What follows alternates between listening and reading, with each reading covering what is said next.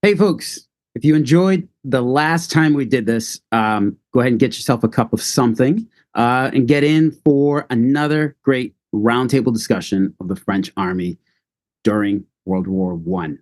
I really hope you guys enjoy this episode. So, okay, so once again, we are with some of the best Great War historians in the field today. This time we're also, nope, everybody who was here was here last time too, right? We'll have to take that out of the text. Okay, so with us this evening, we have Alex Lyons, the man who spends his free time telling us the story of his Poilu great-grandfather on Twitter. I'm not calling it by its other name. Steve Marsdin, a student and researcher of the 1914 Battle of the Frontiers and its effects. Jim Smithson, author of A Taste of Success, the First Battle of the Scarpe, the opening phase of the Battle of Arras, 9 through 14, April 1917, as well as two guidebooks on the Arras battlefields. And Jim Taub, associate curator of the Museum of the American Revolution, but very much passionate about the French army in World War I.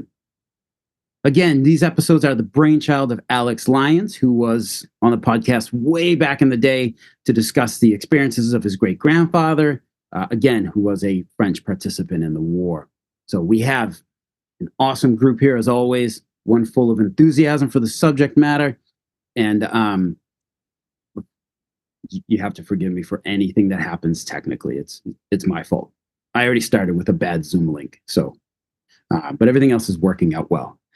So to start us off, guys, the focus of this talk today is going to be 1915. And if I can oversimplify things, I'm going to say, did you know that World War I was from 1914 to 1918? And it was fought in 1914, 1916, 1917, and 1918. Did you also know that the war was fought during 1915? Because a lot of times that year seems to get skipped over. And particularly, I think, with the French experience of that year. And that could be due to multiple reasons. I always think it's likely of language and just not enough books have been translated. I could be completely wrong on this, or I am, and I'll probably be told so in the next few minutes. So I want to go ahead and start here. So from several discussions on the Twitter machine and recognizing internal knowledge gaps, 1915 seems to be an underreported year of the war regarding the French and English language histories. So guys, what was the French experience coming out of 1914, moving into the hoped for breakthrough battles of 1915?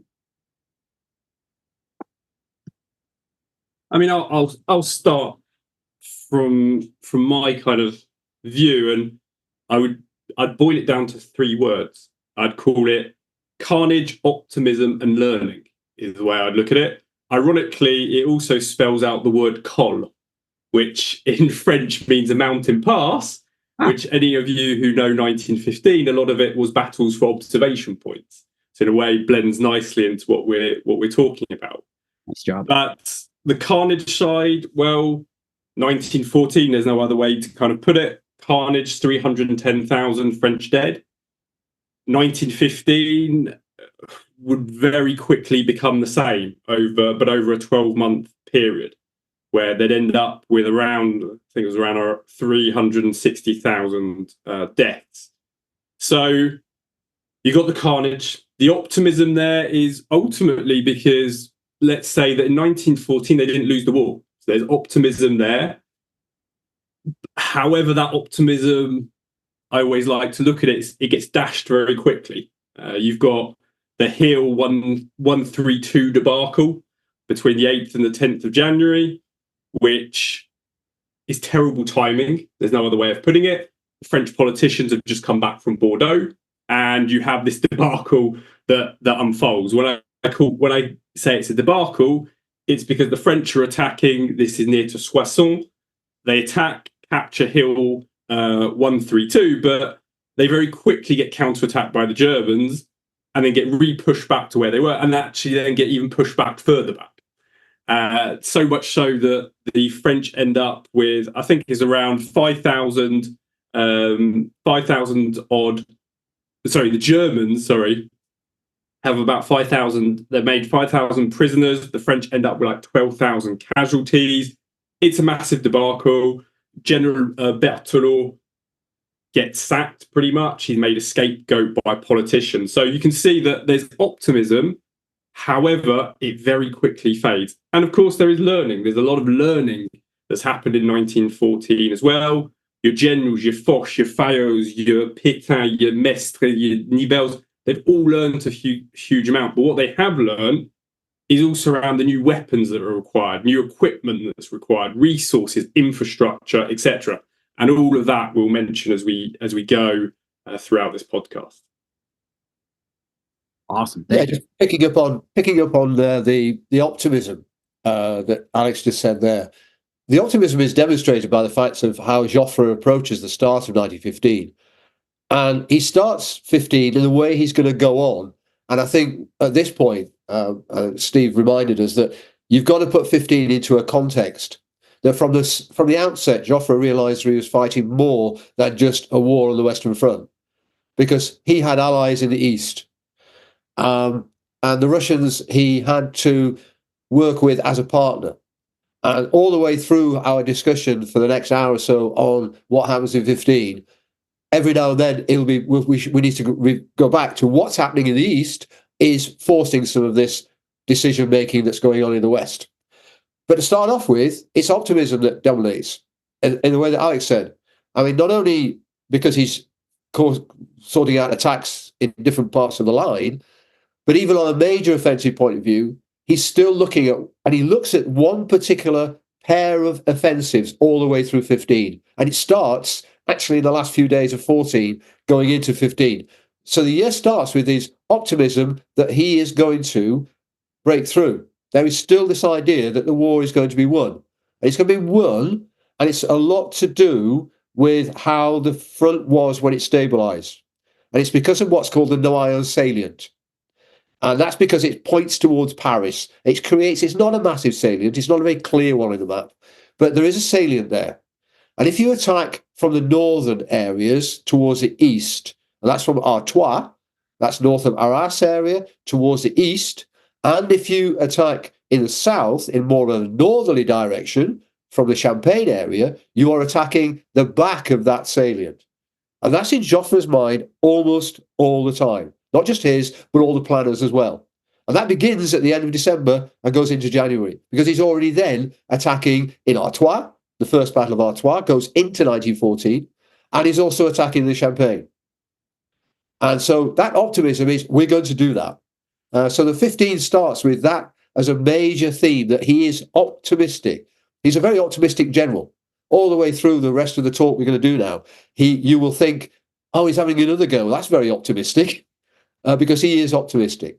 But Alex is right in terms of saying that what it leads to is then more difficulties. But as far as the point being, what were things at the beginning of 15, I think in the French ranks, it was, we survived, we're going to be winning this war this year. In hindsight, it's very easy to say, oh, it's going to go on for ages. In the French point of view, part of our country is being under occupation, and we have got to release that. And so, as far as they were concerned, we have got to win this war as soon as possible. And that has to be in everybody's mind as we talk about some of the events of 15, which will seem to be disasters all the time. It seems to be a disaster after disaster after, or not so much disaster, but at least inefficient carrying out of a war all the time. And we're also going to learn about, as Alex said, about learning point of view. Yeah, he was also very keen to not let the Germans retake the initiative after the battles of 1914 and static warfare. He didn't want the Germans to retake the initiative, and the way he saw doing was for him to take the offensive in the way he saw. And given, as Geoff said at the time and also later, it was restricted because it didn't have the heavy armaments necessary for a mass offensive attack. So his idea was several little attacks all throughout the front. Didn't work, but that was his reasoning behind it. The other thing we've got to bear in mind as to why it was Artois and Champagne, the main reason was, as Jim said, but also if you think about the time they were considering this, December 14, January 15, the other end of the sail of the fronts in Flanders would be muddy, not suitable for an offensive. The other end in the Vosges would be snowbound, not suitable for offensive. Artois and Champagne were the ideal grounds. Also, Champagne particularly best suited the French available artillery, namely the 75. The gently rolling hills, flat plateaus, were ideal for the 75, more so than the hillier terrain of the Vosges. I think it's also important to talk about the fact that the French, it's not like the January 1st, 1915 New Year, New Me. It's the French army rolling into 1915 are already actually engaged in offensive operations around Arras. The first Battle of Arras is fought around Christmas of 1914, contrary to a lot of the Christmas truce sort of stories. So the French army is already engaged in pretty aggressive operations, and there's also some small-scale operations that take place in 1915 that will define French thinking about certain sectors of the war. A really great example, we like to associate the area of the Caverne du Dragon, which now is a great visitor center for the Aisne region and the Chemin des Dames.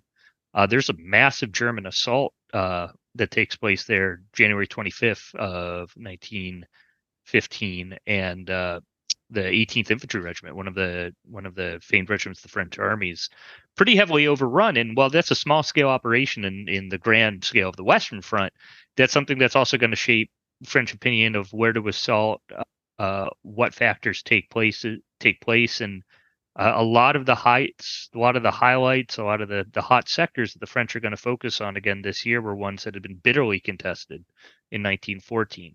So that Caverne du Dragon, that area around the Ferme de la Croûte for a small scale is a really perfect example of that.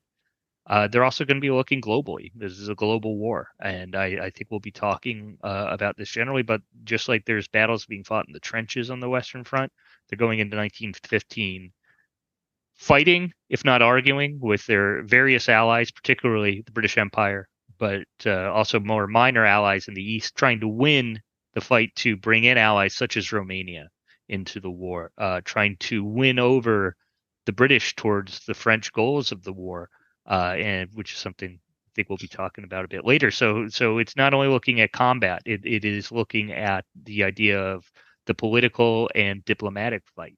In the United States, they are massively spending money trying to win over the American public towards the war, and you'll start to see the first major trickling of American volunteers who had not started the war in 1914 in France, coming over and forming units like the American Ambulance Service. So all of these things are going to be developing for the French as they go into their bloodiest year of the First World War. So maybe we should take just a quick moment just to talk about the whole global situation at the beginning of 1915. In particular, like maybe focusing on that Eastern Front, because like you guys alluded to, that Russia's the Eastern Front, 1915 is dominated by the Eastern Front and battles on it. So at the opening of 1915, you've got Russia. They suffered this catastrophic defeat at Tannenberg. Catastrophic, but it's Russia, so they're willing to they're not willing, they're capable of absorbing it. They're down, but definitely not out. And so you've got that going on. Russia's a bit on the back foot there. But then you've got what's the overall situation with everything? I think the first part of the year in the East is a stabilization type of war. The Germans have not moved sufficient forces eastwards to actually consider any major offensive to begin with in the first 2 or 3 months. But they are planning to do that, and they have plans to do that. There's a number of factors that start to enter during the first part of 15, which affect the Western Front quite considerably. Firstly is the German movement of at least 3 corps to the east in order to carry out a central offensive of the Germans themselves. The second part of it is the attitude of Italy and the fact that Italy are closing in on actually taking on the war. And then you've got the fighting between the Russians and the Austro-Hungarians in the Carpathians. That is a vicious battle going on there. It's taking up a lot of the manpower that the Russians have, as well as the Austro-Hungarians. It's in the winter. It's a winter battle. They keep fighting in winter in that area. They do it again in 15-16. And it's just for control of that particular Galicia area. So there's all sorts of big things sort of in the offing in the east. But what it's heading towards is May, when the Germans are going to launch their major offensive in the central or southern central part of their front, led by Mackensen. It's meant to just push the Russians back to create some space in the southern parts of south of Poland. It breaks through the Russians because the Russians have not recovered from the year before fully. It absolutely smashes the front. The Germans, in the way they can do this, follow that up very quickly. And so the middle of 15 becomes an absolute rout on the Russian front, which releases the Austro-Hungarians. They're less worried because of the major retreat. It becomes a major retreat. Basically, the Russians go back something like around 300 kilometers. They go back 250 miles, 200 to 250 miles over the year, but they're pushed back by about 100 kilometers in the first month. Now, the pressure that puts on Joffre in the West is twofold. Firstly, the Russians are saying, where are the French? What are the French doing? All the way through 15, they're saying, what are the French doing? That we're fighting the battle here. We're doing all the work, and the French are doing nothing. So Joffre's continually saying, whatever offensive he's done, he's contacting the Russians and saying, I've just attacked here. I've just done this. There are not many German units going east. There are, but he's trying to keep that down as much as he can. That's the first of the pressures. The second pressure is political, because Joffre becomes more and more during the year under political pressure from his own government. And that comes a great deal from them looking at what's happening in the east. They say, well, the Germans are breaking through and advancing 200 kilometers. We could free France if you could do the same thing. So there's those false comparisons are being made. So that's the pressure on him all the time. And so when you hear of all the battles from Second Artois in May, in fact, for the March battles, so then Second Artois in May, all the way through the year, all the time, he's got this behind him. And that's what the East is doing. And then on top of that, before Mackensen goes and attacks in the East, and this is the pressures on the World War point of view, Mackensen's part of the German forces that are attacking Serbia. And somebody talked about other nations and so on. I think, Jim, you talked about other nations like Romania and so on. Well, Bulgaria at this point was still teetering, what do we do? Do we do anything? When Mackensen invaded in Serbia and pushed the Serbians back so far, the Bulgarians came in and said, well, we'll have a bit of this. And so, because that's obviously they're bordering the northern parts of Serbia as well. So it's all a matter of what can we get out of this? And Bulgaria said, we could get a lot out of this. We could get half the Balkans out of this. So they join in. So Joffre, all of a sudden, the French are now looking and saying, we've lost Bulgaria now. They've gone to the Central Powers. And the Bulgarians brought in a sizable army as well, despite... the Serbians begin to struggle. And so then the pressure on Joffre from other fronts then, because he's got the British starting to say, oh yeah, we'll join in with offensives in March. That's French, Field Marshal French, not the French. And then the Dardanelles appear out of nowhere. So suddenly the British focus changes. So Joffre's having to fight the British focus changing from there. They're going elsewhere there. So that's the problem. And then all of a sudden he's got the southern part of the Balkans. And so Salonika becomes a question. Do we send forces to Salonika? And he fights the whole year to stop French forces going to Salonika. And he manages to hold that until the latter part of the year. So these are the pressures that are outside pressures that are on him. And then, yes, they've managed during 15 to get Italy on their side and not into the Central Powers, because a lot of people don't realise that Italy could have gone both ways. And they go with the Entente, and it causes Austria-Hungary some more problems, and Germany a little bit, but not massively. He's having to balance all of these, and that has to be looked at by anybody who's studying the Western Front in 1915. Awesome. So that's something that we need to keep in mind as we like you guys said, like as we keep going here. So as 1915 opens once more, how did the French army and its leadership plan on expelling the German invader? Was it through grignotage, nibbling at the enemy, or the idea of percée, the breakthrough, the hoped for breakthrough? I mean, I'll start with a light-hearted view of the word grignotage, because ultimately the French were nibbling away, but they also had rats that were nibbling them away as well. It was a serious problem throughout 1915. I've actually got a quote here from a chasseur à les éparges in 1915 who goes, "There's rats, too many of them to count. They are the masters of the position. Covered in my uniform and galoshes, I can still feel them nibbling at me." Ooh. So we can make this kind of bit light-hearted, but it was a major problem.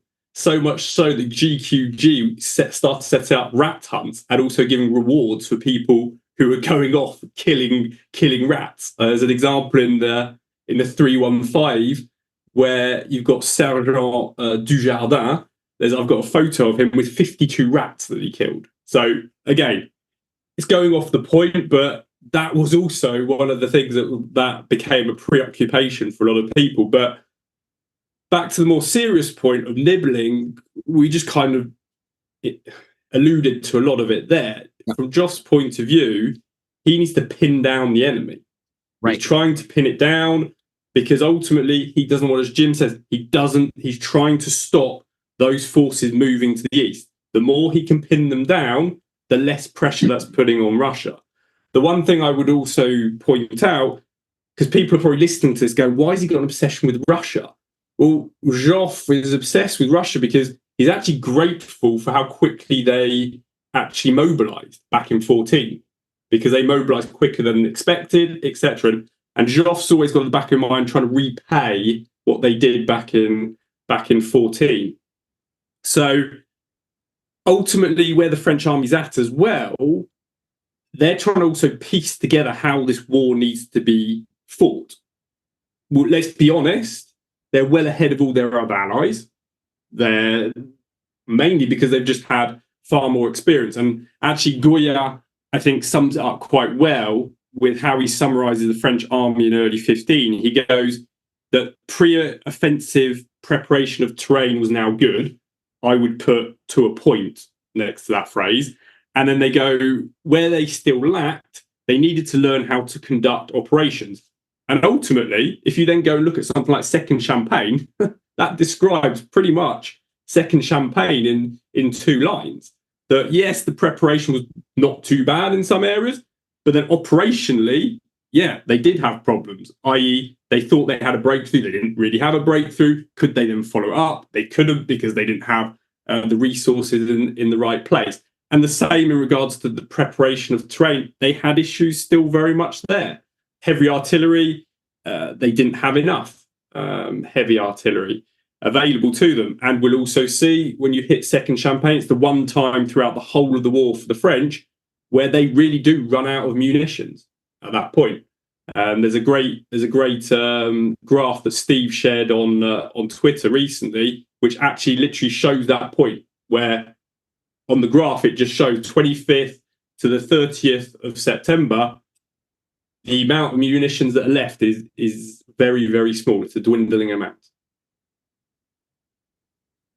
I think when it comes to the 2 different approaches, what you get in 15 is this beginning of the different schools in exactly the way you get in all sort of different armies. The British Army experienced the same all the way through from 16 to 18.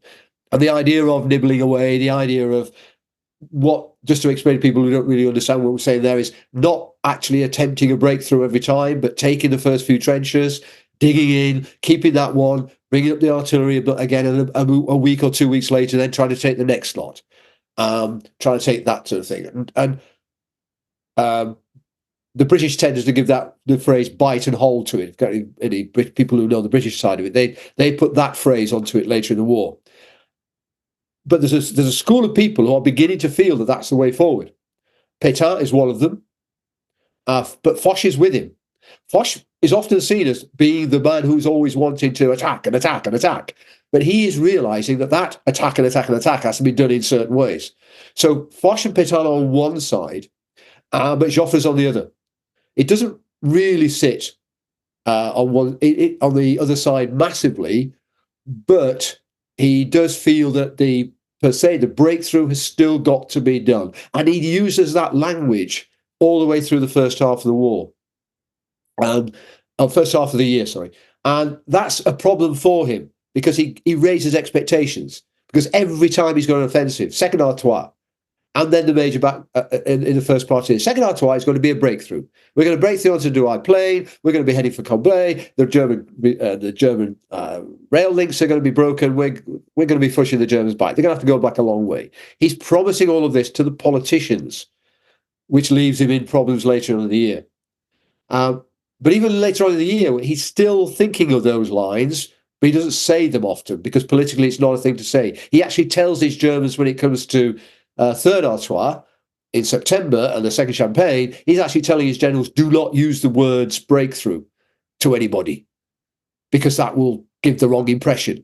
But he's always looking at that. That's the optimism we talked about. He remains optimistic that it's going to be a breakthrough each time.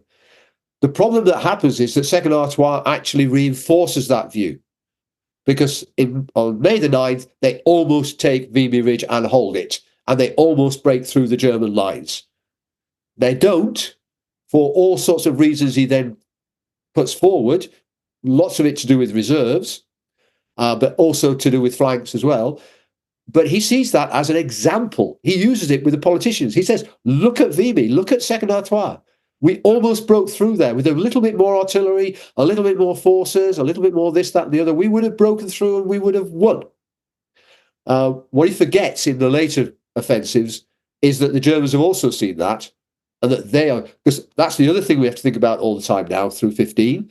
The French are not the only ones learning about this war. The Germans are learning as well. And so that's where Joffre's optimism is misguided when it comes to later on in the year. But that's, I think when we were going to talk about how that happened in the first parts. I think that's coming as question 3. So I'll just leave it at that for now. Other people want to come in.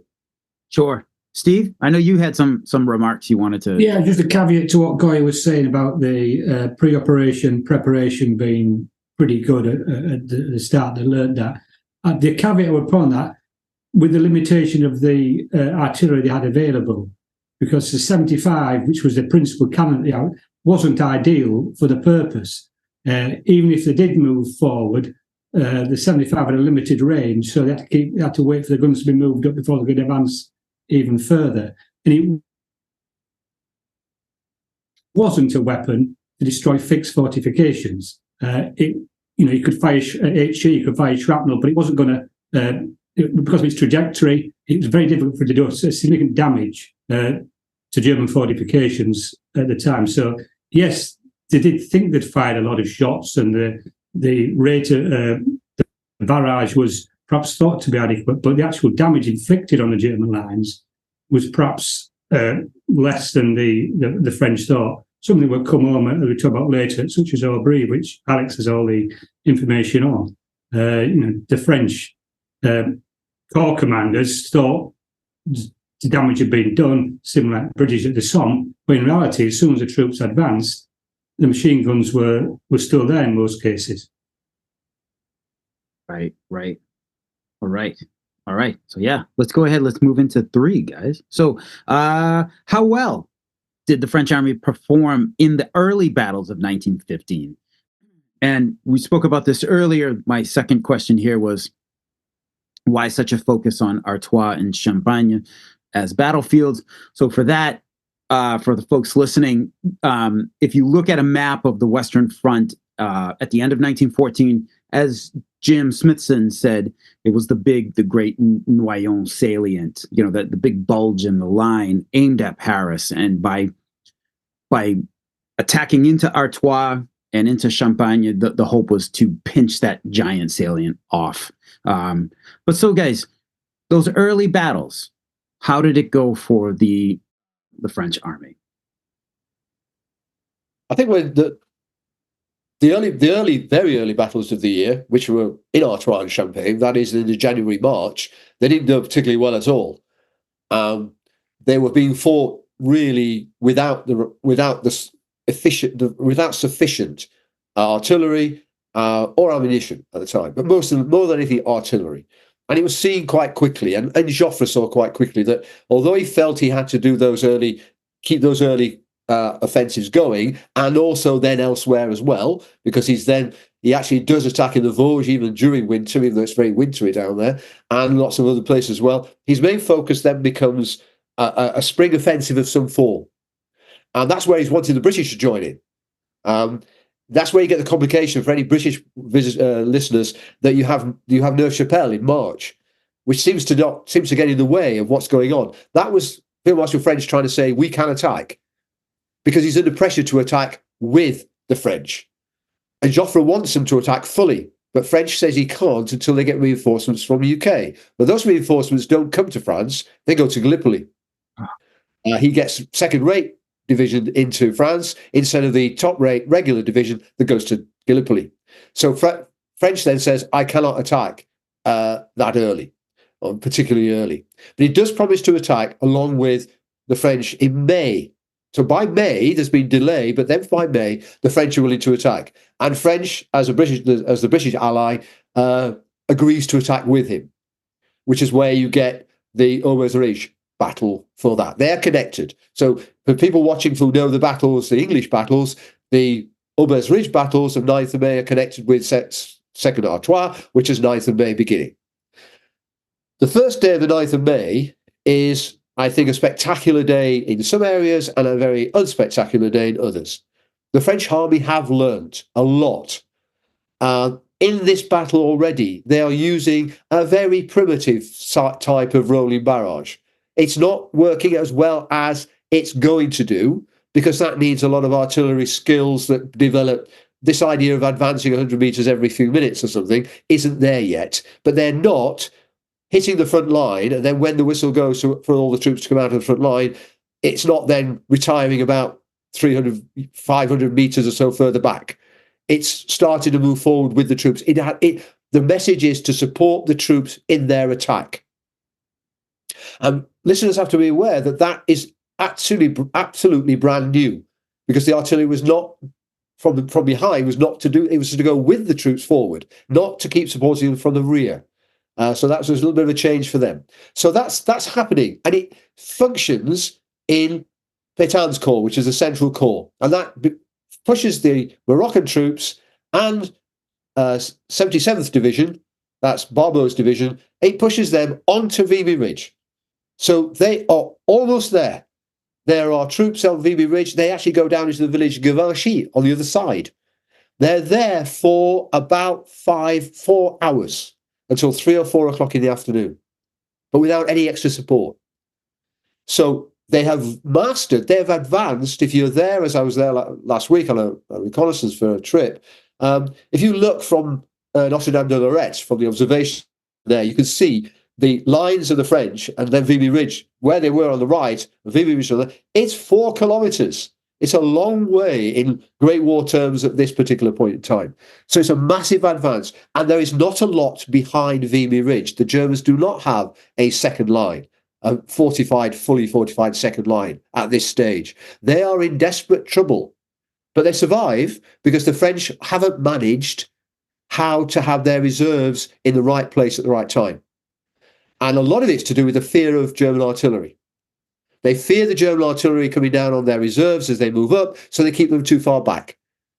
And a lot of people have talked about the French army reserves being out of Pétain's hands, or it's all to do with Joffre, or to do with the army commander at the time, and Foch even, not having the reserves far enough forward.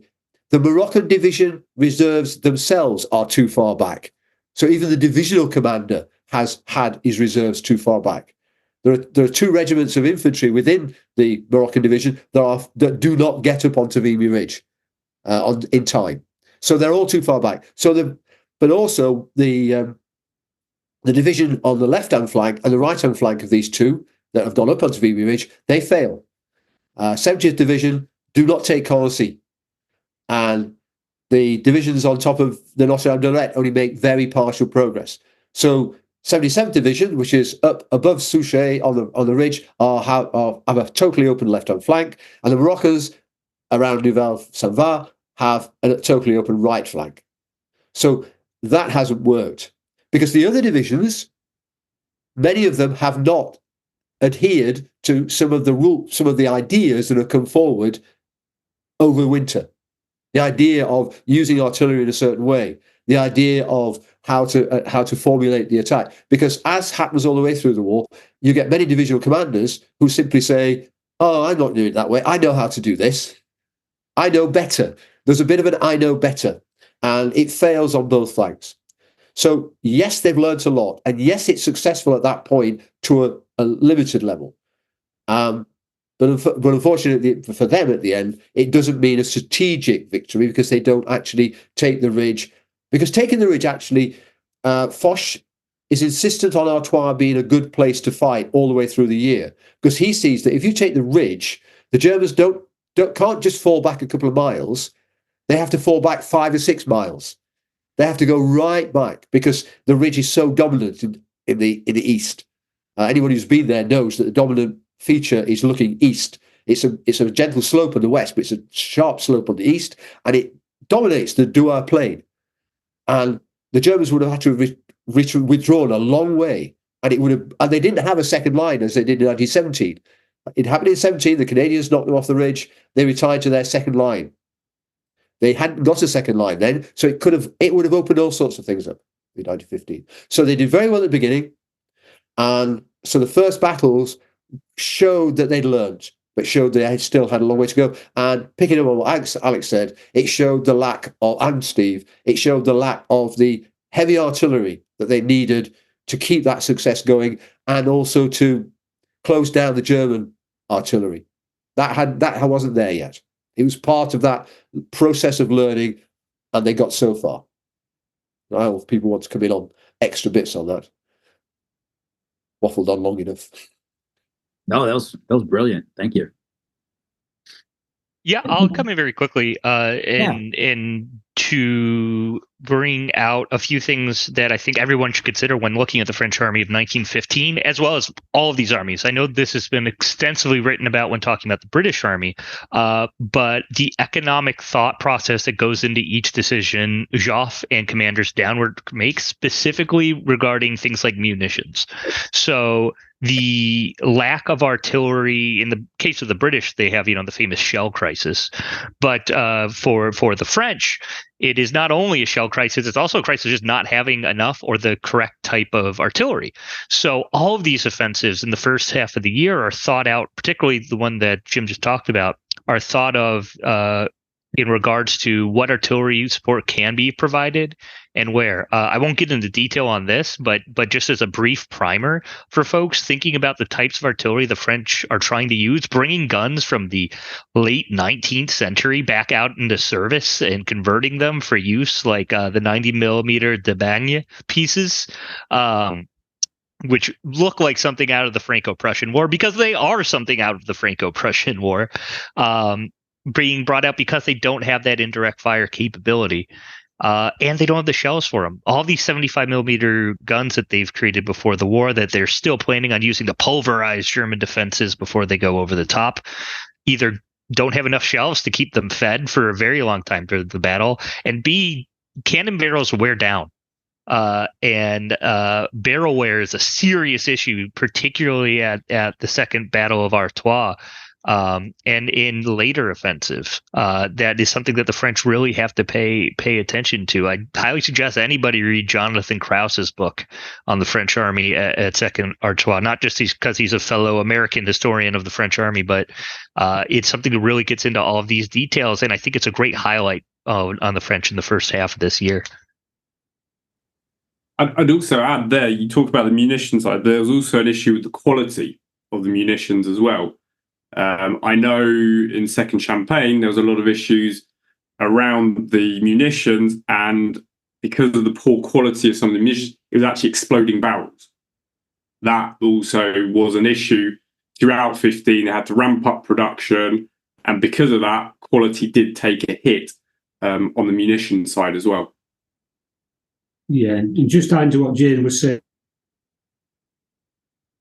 about the 75, it wasn't designed for that role. It was designed to fire a lot of shells in about a minute and then move. It wasn't designed to be sat in place and fire a barrage for minutes and minutes, for a quarter of an hour, 20 minutes, half an hour. It just wasn't designed for that. Hence the extensive barrel wear when it was put to that task, which it wasn't designed for. Yeah, later in the year, they were actually restricted to 4 rounds per minute. So a gun that was designed for 15 rounds per minute and throwing shells like anything was actually, the artillerymen were told to restrict it because it had worn so many guns out. They'd lost so many 75s, not lost to battle, but lost simply for maintenance.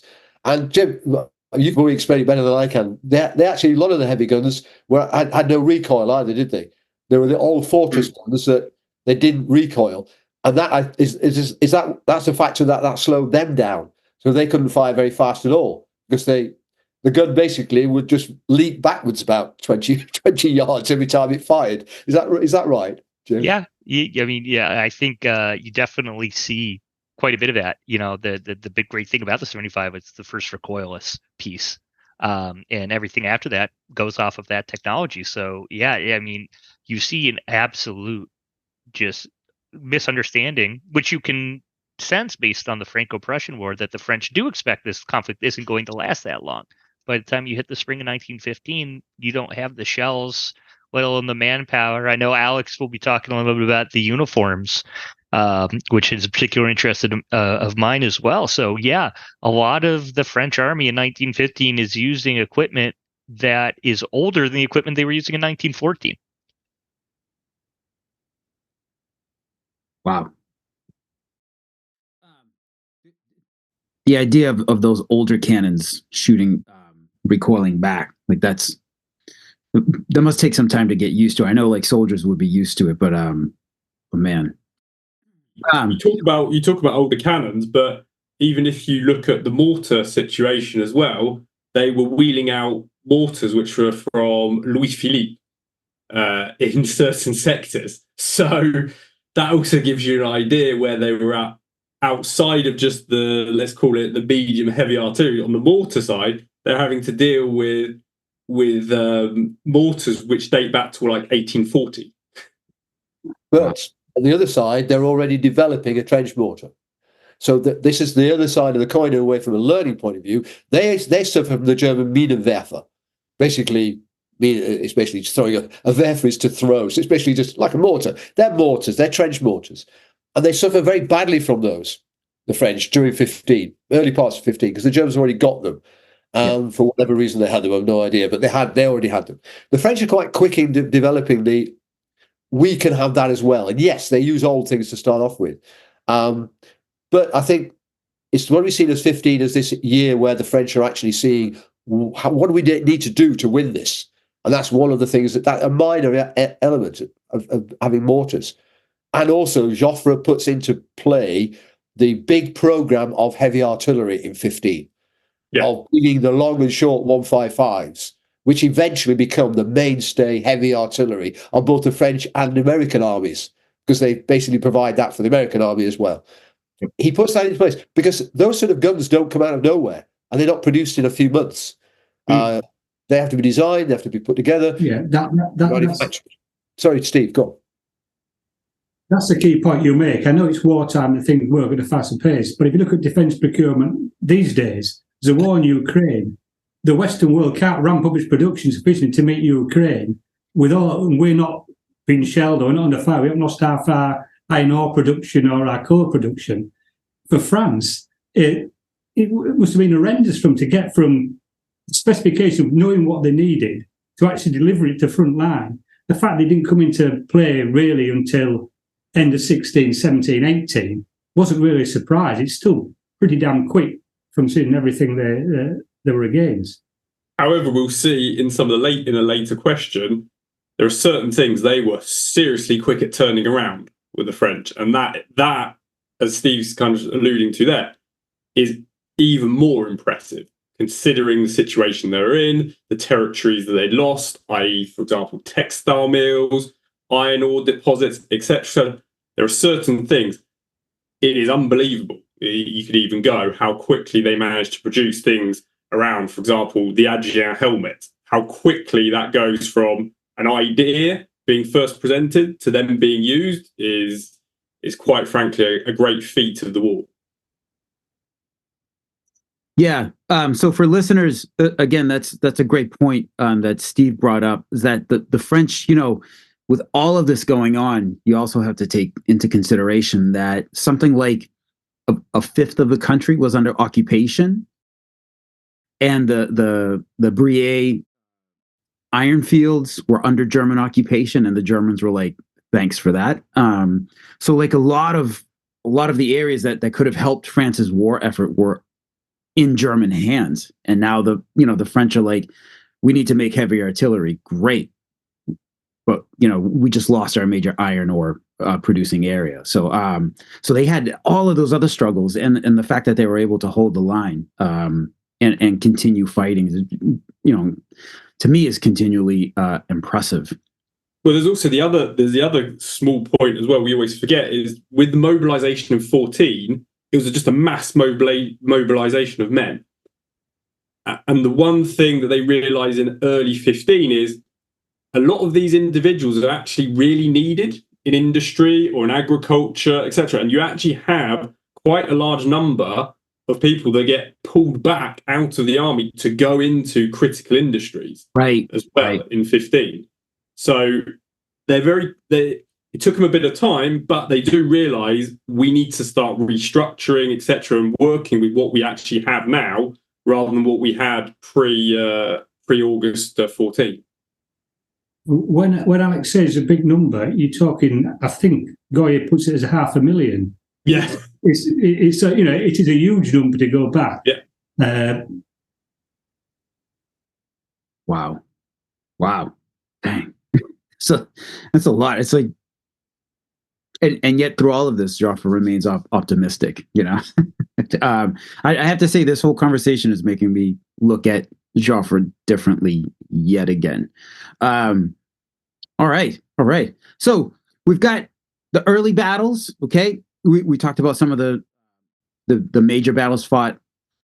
How about secondary battles like Hartmann-Weilerskopf or the Liviel-Armand, Les Eparges, the battles in the Argonne Forest, battles around the Butte de Vauquois? How did those affect the French, besides the obvious reasons of casualties and territory gained or lost? Any special developments in these areas? I think if I put it from a very strategic point of view, this can come in on a sort of a tactical level. If Joffre was making a mistake in 1915, many of these were his mistakes. Okay. This is my personal viewpoint.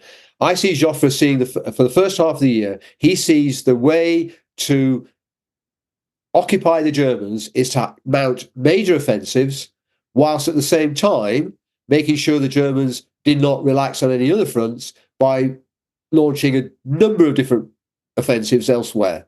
The Saint-Mihiel salient was a target for him again and again in terms of that's down near Verdun. People don't know it. The line solidified in a way which left this very, very sharp salient, which was very open to attack in a way. It's very inviting for strategists to look at that and say, oh, we can pinch that off, because the Germans saw that the same way as well and defended it from that point of view. And that's where many of these battles came from, like Les Eparges is basically a Saint-Mihiel battle area. Some of the others were a little bit alongside the major offensives. The Argonne battles often, and Vauquois is often seen as part of the Champagne right flank protection. But also, it's high ground. I think right at the beginning of the talk, Alex talked about the fact that it's all to do with high ground. Mm-hmm. It's all to do with being in charge of the area you're in. And the Germans were very good when they pulled back in 14, is that they tended to stop and dig in wherever they felt it was advantageous. And the British found that in the northern sector as well later on. And everywhere we attacked, the Germans were always higher up. And that goes all the way down the line to Switzerland. So in the Vosges, the Vosges I always regard as almost a little battlefield area on its own. It's almost like they're almost like irrelevant to what's going on in the rest of the war. The Vosges just carry in 1915. It just sort of like carries on. They get fixated with hills and they get fixated with particular points. The French regard it as looking out upon the plain, which, if people think geographically, it's looking out onto the Rhine Valley. Okay. If you think of that, it's the part of Moselle, but it's also the Rhine Valley.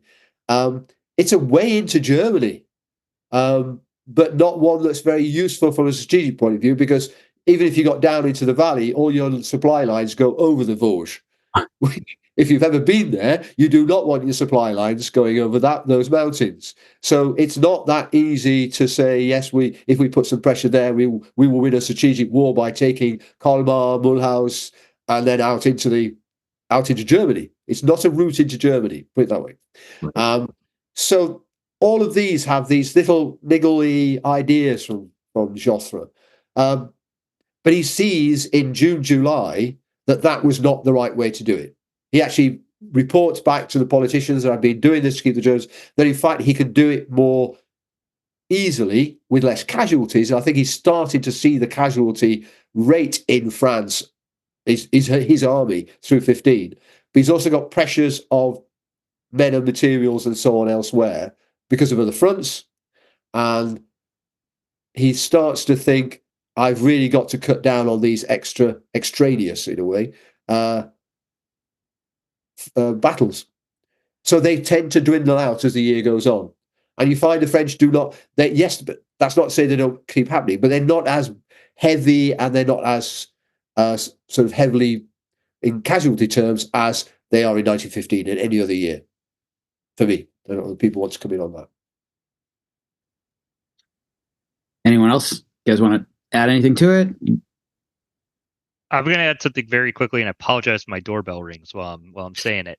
But I think it's really important. We tend to characterize First World War operations and activity and what people are doing based on the aggressor who's on the offensive. So in this case, we're talking about the French in 1915, Second Artois, Second Battle of Champagne, Les Éparges, all battles that the French instigate and go on on the offensive side of these things. We briefly mentioned the Argonne, and I think it's important as well as Americans. You know, Mike, you and I, we know this area pretty well. In the summer of 1915, the French are devastated by German assaults in this area. It results in the relief of the army commander, General Scarpe, and it causes a lot of incriminations in the French army and in the French government. Specifically, it's the French Third Army that gets hit pretty badly in the area. And this, for me, is one of these forgotten parts of the year 1915 because it's a German offensive. I can't speak to historians who focus on the German army to speak if they have heavily delved in it. But for people focused on the French, both in the French-speaking historical world and in the Anglophone historical world, it is a time that is referenced as a time that's being in between the French offensives of the spring and the French offensives of the autumn. And it is a really important time because it is the first real time where Joffre's ideas are challenged. I mentioned my doorbell might go off. And it's also one of the first times that the French army is really going to have to reevaluate itself and its priorities towards kicking the Germans out of France. Right. Thank you. Thank you for adding that. Yes, in some respects, Third Army was in trouble. Just to add, because he got absolutely searching his door. And Joffre used it as an opportunity to get rid of Serre, who he wanted to get rid of. Just to put a little bit political side to that one, so a higher level side to that one, Serre was seen as a possible replacement for Joffre. He was at that level. Although he was only an army commander, he was still seen politically. He was very, very connected in Paris with the politicians. And that dismissal was Joffre could only do that as a result of actually sending an army group commander to do in a sense, a sort of an assessment of him and Third Army. And that went back to the politicians, which was damning enough for Joffre to be able to say, you go. And interesting, after the war, Serre, in his memoirs, actually said that report was lost. It doesn't exist anymore.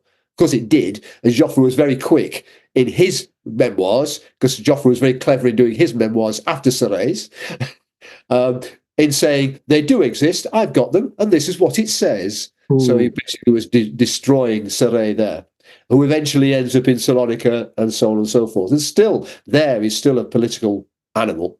I just put in a little bit of point there that in all of French army history, and Feb 15 especially, you cannot forget the politics that is behind all of this.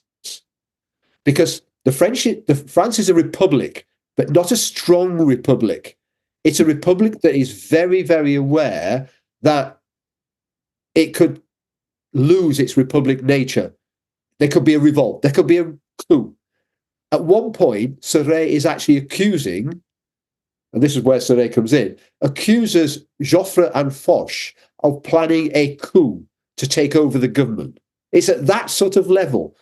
And it's believed because of the nature of whether someone is very Republican, as Scarpe was, or more generally, not so adamant a Republican, but as long as they had the right religion, because religion is also a factor here as well.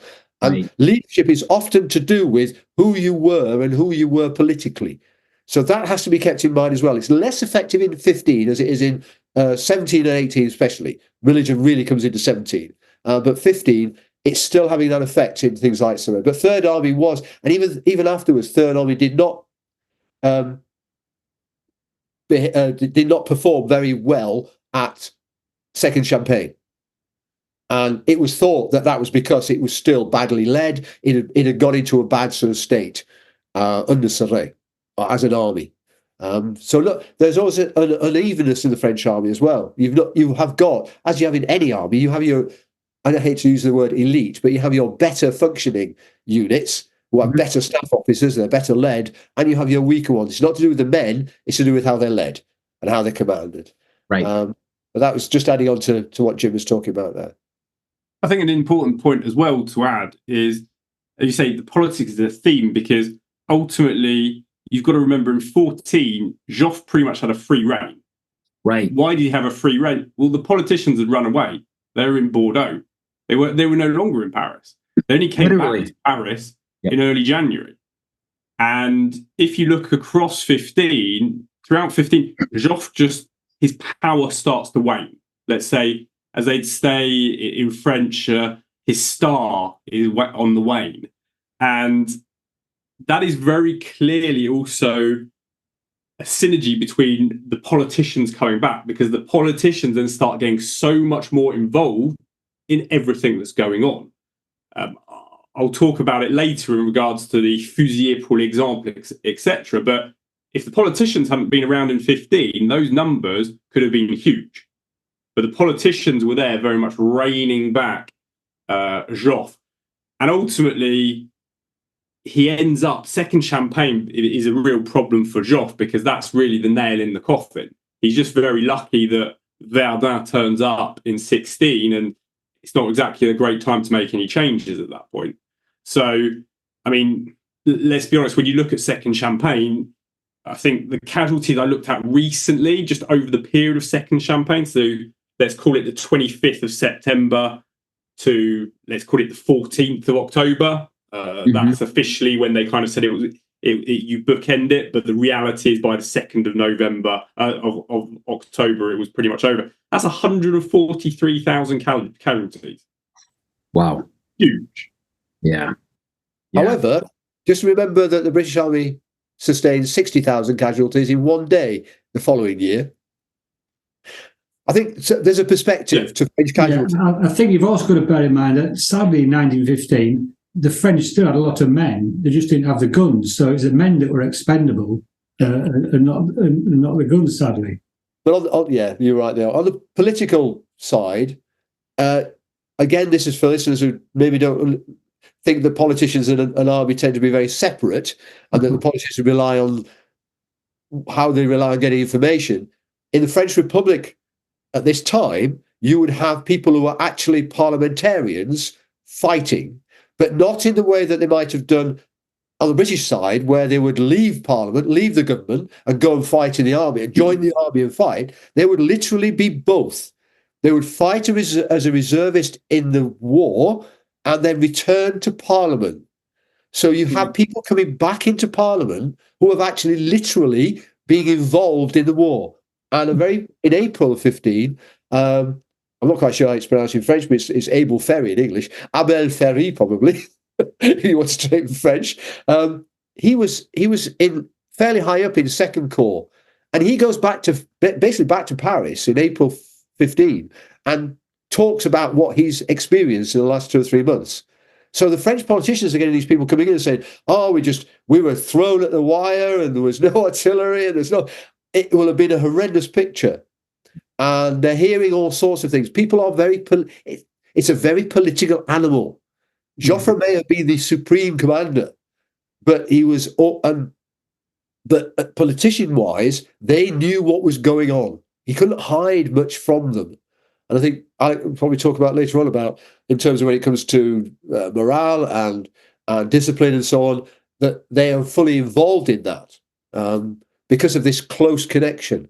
So you have almost like a dichotomy between a supreme commander who seems to be able to make all the decisions himself without any reference to anybody else, but he's called to meetings by the politicians very often, including the president.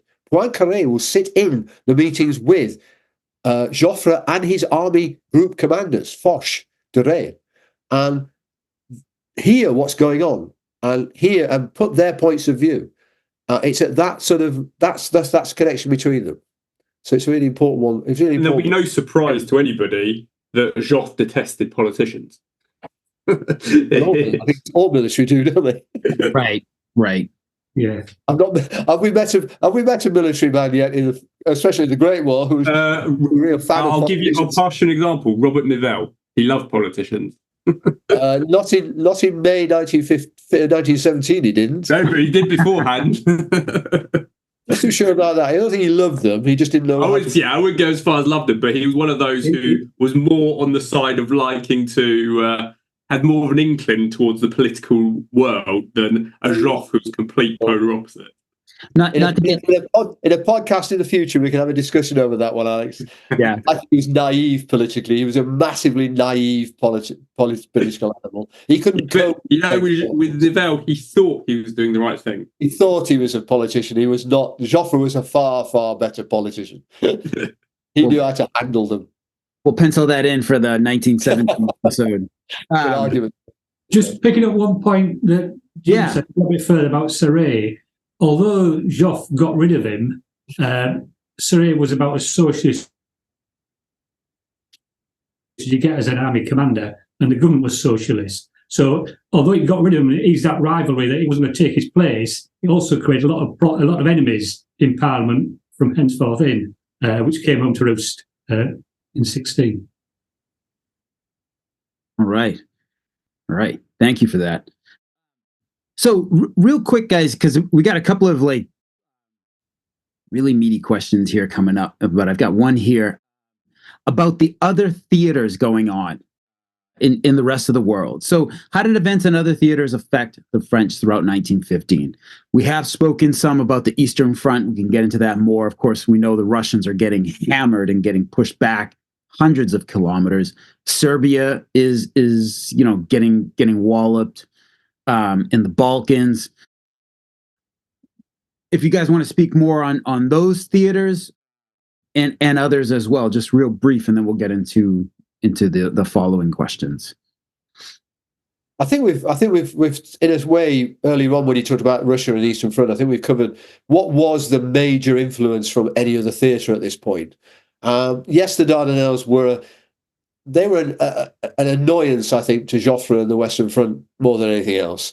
He lost some troops. It wasn't a massive amount of troops who went out there. He just felt it was a total waste of time, a waste of effort, and so on. He recognised the need eventually, as 15 developed, to help within the Balkans. And so he grudgingly began to say to the politicians, yes, I will release troops to go to Salonika. But notably, that's October. And so he's carried out what he wants to do in 15 before he begins to be affected by it. So Salonika, again, is that. And in terms of other areas, I mean, the French are still... the politicians have still got their eyes on lots of different areas. The Middle East is a very big area for them. But at this point in time, they don't have to get politically, militarily involved. because the British are doing it for them. The British are getting themselves involved in Mesopotamia, they're getting themselves involved in Egypt, and the French are basically saying, we'll see how this develops, but it's only the politicians who are really bothered about that. And again, in Africa and various other fronts, there's less of a problem for the French as there is for the British in all of these secondary areas. So it's not in 15, it's only really the Russian front that is heavily on Joffre's mind. Even the Italian front is not in 15 because it's not yet requiring that. They're not demanding resources in 15 as much as they are later on in the war. So in 15, he's really just saying, in the east, he watches the Mackensen offensive in the Gorlitz offensive during May, June, July 15, and he just watches that with horror. Whatever he hears from the east must be with horror. Oh, the Russians being pushed back another 50 kilometers or another 100 kilometers. He must be thinking, what do I do? Whether he would have behaved differently in the second half of the war, second half of the year, I keep saying war, instead of year, whether he would have behaved differently had Russia not been in so much trouble is just speculation. He still had his offensives in mind. He still had the two offensives on Artois and Champagne in mind. I think they would still have gone ahead. I don't think he saw it as a reason to do that was because he had to relieve the Russians, keep the Germans on the Western Front. But I think he also thought, I still want to win this war. I think 15 is a minor effect, I think. I know other people have a different opinion on that, but I think so. Jim? I do. I don't know if you want more discussion or debate, but I think looking further outside, just to go off a little bit what Jim said, I think for looking further outside of Joffre, you'll see a lot of French interest in what the British are doing, and a lot of hesitation and a lot of fear of what the British are starting to engage in on their wars with their kind of campaigns outside of Europe. Really cool example of this, and part of the reason I think 1915 is such a fascinating year is it brings us into something that's not the French army, or for the French, it is still the army, but the army of the sea, the Navy, is a major player here in 1915 trying to discuss French strategy, and they're looking at the British plans that they're slowly but surely learning about, some through diplomats, some through Churchill's very open mouth, of British plans in the Dardanelles and in the Near East, and it's looked at with quite a bit of hesitation. France has always viewed itself, going back to Louis XIV, as the guardian of the Near East, specifically the places of Christian worship. You see Napoleon III go to war over this in the middle of the 19th century. So with the British beginning to say they're going to be chopping away at parts of the Ottoman Empire, potentially taking the Ottoman Empire out of the war with one direct assault towards Constantinople, modern Istanbul, there is a lot of fear that France will be relegated out of the great powers of the Orient, of the Near East, the modern day Israel, Lebanon, Syria, and the Adriatic, and Turkey. So the French Navy in particular, the French Foreign Ministry are very interested in participating in these campaigns so that the British aren't the only ones, so that the French can maintain their presence diplomatically, politically, and militarily within the Eastern Mediterranean. So you'll see some great debate between French and British naval commanders. You'll see the weight of the French naval power in the Mediterranean being brought to bear just to balance out the fact that that's exactly what the British are doing, as well as large French contingents being sent to fight first at the Dardanelles, later transferred to Salonika after that campaign. And just to give you an idea of the size, I know not quite large, but as we've all probably said on here and said to many people when we're talking about the Dardanelles, there are more French soldiers and soldiers of the French Empire at Gallipoli than there are Australians. So there is quite an interesting mixture of troops, both from the metropole as well as from France's overseas territories. So I'll push back in saying there was no interest, and say that there was great interest outside of the French Metropolitan Army. So within the French diplomatic corps, within the French Navy, within the French foreign ministry, maintaining that status quo with the expectation that the old weak man of Europe is going to come tumbling down when the British assault it, doesn't fully play out. And you'll see the French idea of this playing through even through to the end of the war. 1915 is the big year for it. But even with the fall of Jerusalem and the British pressure going up through Palestine and into modern-day Syria, there are very, very small but present French contingents there just to remind the British that the French also have an interest in this area. You'll see photos of French soldiers in the liberation of Jerusalem. You'll see French soldiers in the wars. They're going to end up fighting there in the early 1920s to maintain the status quo imposed on Turkey and French interest in the area. So I think something to look out about, and it draws outside of our topic on the French army of the war, but for France, generally as a society, pretty important. No, that's fantastic. Thank you. Thank you for bringing that up. That adds another level of complexity to the whole picture. So that's excellent. Jim, I'm gonna start this next question off with you. So Alex, we're just gonna hold off here because I know you've got a lot to add. So our next question, man, is how did the French demonstrate that they were adapting as rapidly as they possibly could? What were some innovations and new technologies that were introduced in 1915? Jim, I just want to go ahead and bring up that Chauchat machine gun because based on a conversation before we started recording, I just have to hear what you have to say about it. Oh man, I have so much to say about the Chauchat. And you've come to the right place.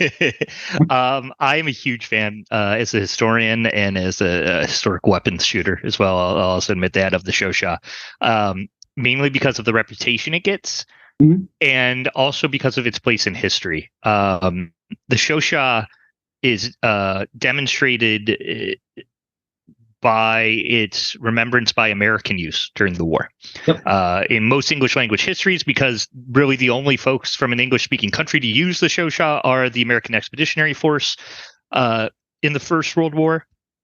The Chauchat gets this reputation that is not totally undeserved of being easily jammed in the trench conditions of the Western Front, being unreliable, of being heavy. If you ever see a photo of it, and if any listeners just Google a photo of the Chauchat, you'll see that the bipod on the front is really weird. It's very long for the weapon. So if you're lying in a prone position, you are doing just extensive damage to the back of your neck and your upper back as you try to raise your head up into position to look down the sights.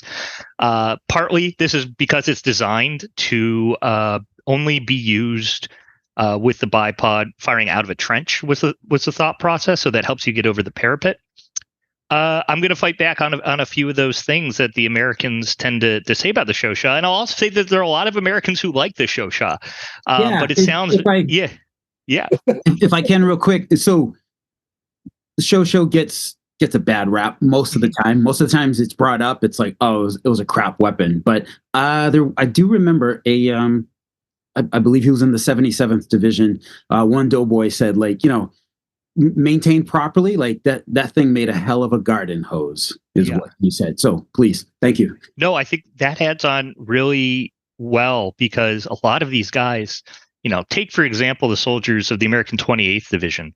They're training with whatever they have in the States. They come over, they're thrown Lewis guns, then they're thrown Chauchats, and a few days later they go into action. These guys aren't given the training on how to operate these. They're also trying to throw American ammunition into them, 30-6 bullets into a weapon designed to fire 8mm Lebel. So you'll get those issues as well. For the French, and this is why going at it from a French perspective is why I think the Chauchat, it's not the best weapon that's ever been made. It's not the best light machine gun of World War I, but I think it's really interesting because it is the first. And the first is never the best. I can't think of other than maybe Coke and New Coke. Like the first is never the best. But the Chauchat is really interesting because it shows us the ways in which France and many of the powers are adapting to the realizations of warfare. So if you take a look at a Chauchat, it's made out of stamped metal, made predominantly at the Gladiator Bicycle Factory. So they're quickly converting bicycles and bicycle machinery into making these machine guns, not actually made out of bikes, which you hear people say quite often, but made in the same factory that bikes had been made in before the war. There's a great historian named Richard Faulkner, who I'm sure earlier listeners will have heard of a lot with the AEF topics, who I saw do a program showing off a Chauchat once, and he asked everyone in the crowd to raise their hands if they've ever built a Chauchat light machine gun before. And obviously no one had. And he said, well, that puts you a lot in common with the people in French factories who were asked to make these things. So it's a brand new idea. It's a brand new concept. And the fact that they're able to get it out so quickly and in the numbers that they're able to so quickly make it a success theoretically. And that's what I'm particularly interested in, and in practice. The way you are supposed to operate a Chauchat, it's not like a Lewis gun where you're lying down, you're prone, you're providing suppressing fire. It's an offensive weapon. The bipods, that usage there for firing it over a trench is if you're on the defensive, but the idea behind a Chauchat is you're walking with it. You're supposed to be mobile. The reason the wooden foregrip it's where it's at is because you're supposed to be walking with it, firing from the hip as you're advancing. I can provide, there's some great photos and videos of guys in training, and that's what they're doing.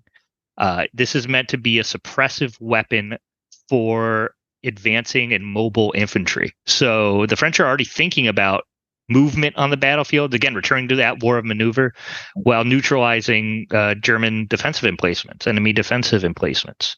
So you even see this copied to some extent in the techniques being used with arguably more successful light machine guns, like, for an American example, the Browning automatic rifle, the BAR.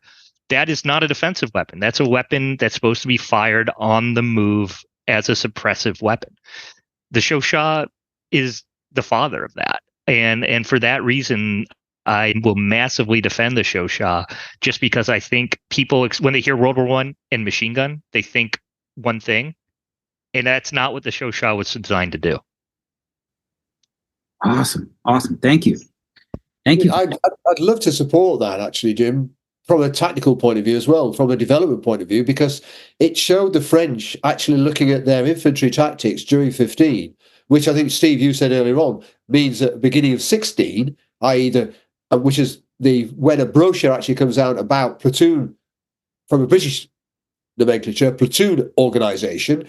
It's got the mixture of, use of modern terms, grenades, bombs from the Great War. It's got that mixture of grenades and light machine guns within a platoon. Firepower, grenades, riflemen, that mix that the British don't have until 17, the French are starting to have in 16, and they've already developed the weapon to do it with. We haven't got a Lewis gun at the end of 15. We're not even thinking about a Lewis gun by that point. The British are not moving that way, the French were.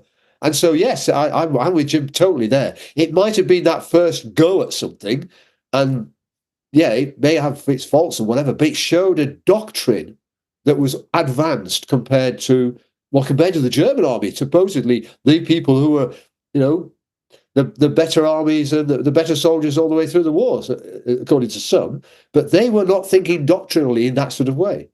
And yet, yeah, the French were. Brilliant. Thank you, Jim. That was great. Yeah, awesome. And also, correct me if I'm wrong, there's a huge number of Chauchat gunners that actually won Croix de Guerre. There's an unusually high number. Yeah, I think you got to be pretty, having handled one of those things, you got to be pretty brave to want to carry it across a field, or in general. But yeah, I mean, these, as Jim hit on here, I mean, these guys' jobs are to keep the Germans' head down for everyone else. So everyone, I can't think of any job before they fully implement, assault teams and separate grenadier teams and all that. All of this is falling on these Chauchat gunners. So that explains quite a bit about it. Jim, have you handled it and actually fired the Chauchat? Yeah, I have. Oh man, it's weird. Cool. Yeah, it is weird.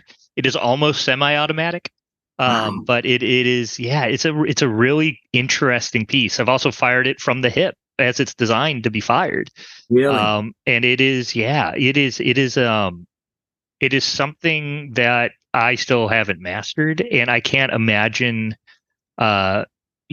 expecting to put it on the lip of a crater and fire it, and finding that you have to, wiggle your body in such a way to be able to actually look down the sights. But it's definitely interesting, and when you actually hold one, you don't need to shoot it. When you actually hold one, you can feel what it's designed to do and what it's designed not to do, because you naturally, when you pick it up, you naturally want to hold it from the hip. It is not something you want to, shoulder while standing up. Right. And it's also, as soon as you lie down with it, go prone with it, it feels weird. But if you stand with a sling over your shoulder, you instantly are like, oh, I get this. So it's a really, really interesting piece to examine. That's cool. And I'll give a brief shout out to the Musée France 14, the Musée France 1940 in Fimes, because they have a lot that you can go, and they'll let you handle them if you ever want to experience that, for anyone traveling over there. Yeah. Yes, that's an awesome place. It's interesting. You read a lot of the times in 1718 about British and Empire troops carrying Lewis guns and firing them from the hip because they feel that's what they need to do what they're trying to do. But it's not a weapon to be fired from the hip, because I don't think I would be big enough to do it. I think I'd just topple over if I was trying to do it. I think that was the 6'3" big brawny men Australians were able to do it, but it's not a weapon. So it didn't lend itself to that type of attack. But people still wanted to do it. You read again and again of people, and it's usually people like the French ones winning medals because they're trying to get their mates out of trouble, so they advance on the enemy with a Lewis gun at their hip. However hard that must have been. But yeah, that's really interesting. Awesome. All right. So what other innovations, Alex? I know you've got a few here. Yeah, I mean, that's why 1915 I find so fascinating, because there is so many things that change, and these are not things that change in 15 and then only used in 15. They're then used throughout then the whole war. It becomes the foundation, the bedrock. So looking at it just from the soldier point of view, you've got, well, number one, the uniforms, they're getting changed. You're going to have helmets, you've got gas masks, you get flat pack barracks that appear. We've mentioned the Chauchat. You also got at the same time the Croix de Guerre. The Croix de Guerre gets created in April 1915, and there's a huge amount more, but I'll focus on a couple of them just so people get a bit of background and also understand where some of the ideas came from. But the first one is always a uniform. The uniform, we all know the classic story of 1914 and the good old red trousers. And ultimately, people have got to remember that pre-war, this was already decided the red trousers were out. This was no longer going to be the uniform of choice. 27th of June, 1914, it'd been decreed that a new uniform was coming in play. And the style of it was deemed the neutral coloured uniform. And they were going to use a cloth which was going to be called the tricolore cloth. So this idea of blue horizon, horizon bleu, that was never even thought of. They had a specific idea. The issue that very quickly came about was obviously this tricolore cloth contained what? It contained German dye. And when you're going to war with the people that have the dye that you need, it's a bit of an issue. At the same time as well, you've got the other issue that a lot of French textile factories were now no longer in French hands. So all of this meant that uniform got kind of massively delayed.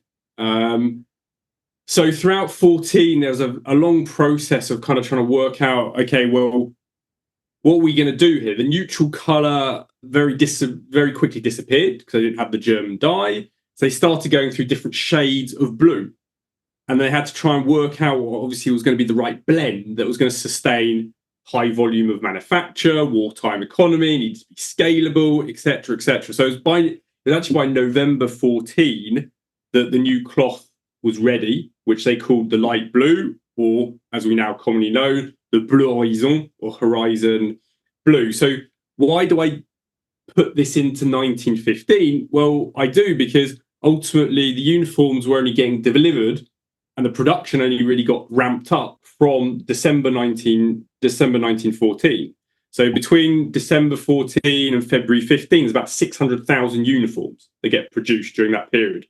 And the uniforms only really start being delivered by spring 1915. And actually, most of that period is known as la crise de l'habillement, the clothing crisis, because it was taking so long to get these new uniforms out to the front. So that's just the uniform. Yep. Then let's think about what they also had on them in terms of the uniform. Well, at the start they had the kepi. So the next on the list is kind of your head protection. So 1915 at the start they kind of realised having a kepi with shrapnel and bullets is not really going to be stopping them. So they started 15 with the cervelle, which is kind of this metal skull cap, which was introduced in early 15.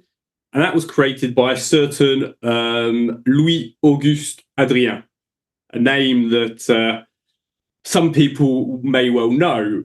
And Adrien, obviously a retired engineer who re-volunteered, and the guy produced so many things. I talk about the flat pack barracks. Well, again, that was something he created.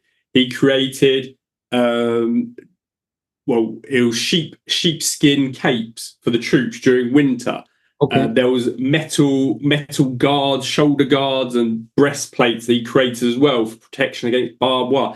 It's a huge long list of things that he came up with, but obviously he's most famous for his helmet, which was created in 1915. And again, we've just talked about the Chauchat being the first. Well, the Adrien helmet was what? Well, it was the first steel helmet to be used during the war on the Western Front. And again, we mentioned it earlier, this was a feat of engineering, if we think about it, because it was first presented to Joffre on the 13th of April, 1915. By July, already 30,000 of them had been produced. By December, 3.1 million. Wow. So that's a serious ramp up.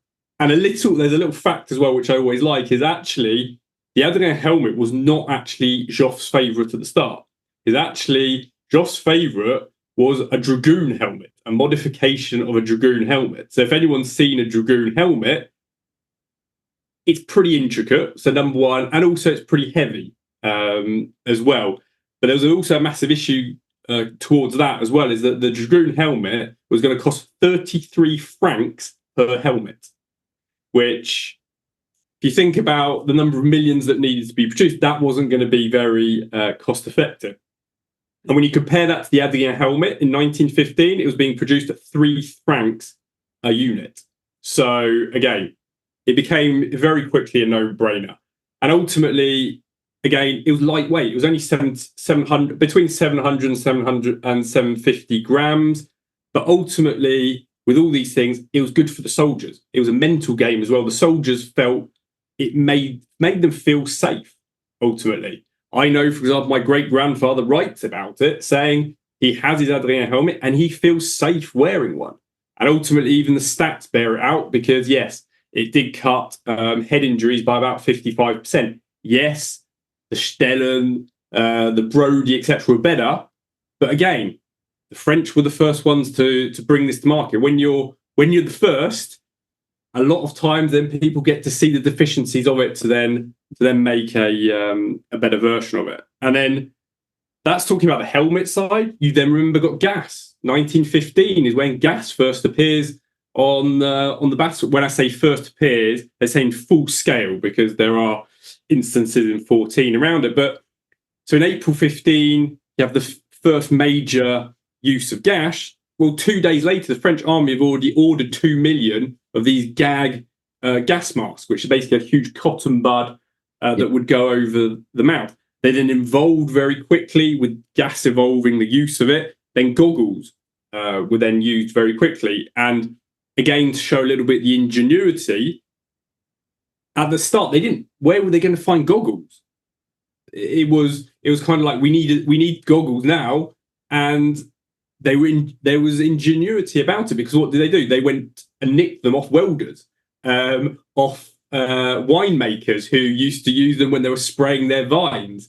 Racing drivers they took them from there as quickly to get things to the front before they could obviously manufacture things. You had also the hood gas mask that came into being. It's interesting that the French didn't think much of the hood gas mask because they got rid of it by the end of 1915. They actually banned it in 16 because of its deficiencies. I know the British used it for, I think, most of 1916, the hood gas mask. But after that, you've also got one of my favourite weapons, the toad, as it's otherwise known, or the Poilu, which Jim mentioned earlier. And this thing was a beast. There's no other way of putting it. It had a 16-kilogram shell on it, and literally, it is a shell, and it's a shell with literally huge fins on the side of it. It is one ugly beast of a weapon. But ultimately, why was it called Toad is always interesting, because people always assume it was called the Toad because it looked ugly and it looked like a toad. But that's not actually the reason why. The reason why is because of the trajectory of the shell. It was like a toad jumping. So that was the reason why. But the reason that first got created was, as Jim said, the Minenwerfer. That created chaos across in 1914 for the French. And as I mentioned earlier, the French, what did they have? They had, in many sections, they had Louis-Philippe mortars from 1840. They did their best with it. They used to throw just garbage, trench detritus, and then just throw it over to the Germans. But that was no equivalent to the Minenwerfer. So they very quickly had to get something in place. And it was an engineer, a Colonel Duchesne, that actually first presented it on the 7th of November, 1914. Interestingly, and this is why Fayolle always, in my mind, is that general who's always thinking, because he was actually the one who pushed this to get it in front of Joffre, to give it that little push to go, no, you need to have a look at this, because I think this could be a really good idea. And again, ingenuity. It got first presented on the 7th of November 14. It was first used in combat when 18th of January. Wow. So again, look how quickly they managed to bring that in just like a 2-month period. They managed to bring that in, and actually, it was so good. The Germans looked at it and saw it as an equal to the Minenwerfer very quickly. I mean, if you think about it, it was a weapon that got created in 2 months. And I'm pretty sure the Minenwerfer probably took a lot longer to be engineered. So that's kind of the weaponry side. And then just finally, kind of one side I always look at the operational side as well, but what's also important for the soldier. What's important for the soldier outside of food and drink was the postal service. It was getting letters to the front. That was the lifeblood of any army. And 1915, there was a huge change. There was a root and branch change of how the postal service worked by Alphonse Marty. Hugely important. Why? Well, in 1914, there was about 6,000 letters that were being sent daily. In April 1915, it's up to 4 million. Wow. Guess what? The infrastructure they had in place there was falling apart. It wasn't working. And again, letters not arriving or arriving late had a huge impact on morale for soldiers. So that needed to be fixed. And again, the fix that got put in place in 1915 was basically then used throughout the whole of the war. And because of that fix, they managed to, at the end of December 1915, or it was the 30th of December, there was an impressive 5.2 million letters and postcards that were sent in one day. Wow. And that was the record for the whole war. But they managed to do that, and the majority of them would arrive within 2 to 3 days. Wow, to the frontline trenches? Yeah, and I can confirm that by the letters that I have, where the dates are on it, and he also mentions, my great-grandfather, the number of days it's taken for his letters to arrive, and vice versa for letters to arrive to him. How long for a letter that your like great grandfather would write for it to get to his fiance from the on average 2 days. So from the front line to Paris, 2 days. One of the reasons why it became a lot quicker is because, number one, they were allowed to put post on troop trains, on army trains. They could put postal wagons on it. That meant that post could move quicker. But they also set up what they called the secteur postal. So every area of the Western Front had a postal sector assigned to it. So it meant that mail could be sent very quickly to different areas and then very quickly then distributed. By the end of the war, there's around 219 different sectors across the Western Front. Wow. So, I mean, it's funny, we're sitting here talking about the post, but yeah, it's huge. It's a huge morale boost to the troops, which has its effects on, on the front lines. It's massively important. Number one, because post doesn't arrive, troops get grumpy.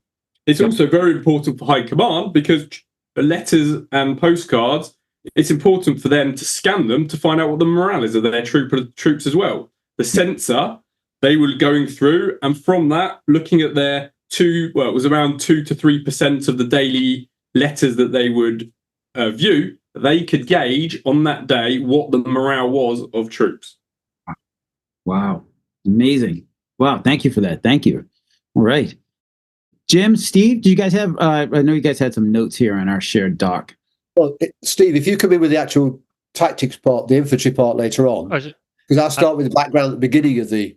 Yeah, I just want to jump in real quick before you guys hop into tactics and all of that. Really quick, backing up to the uniform stage.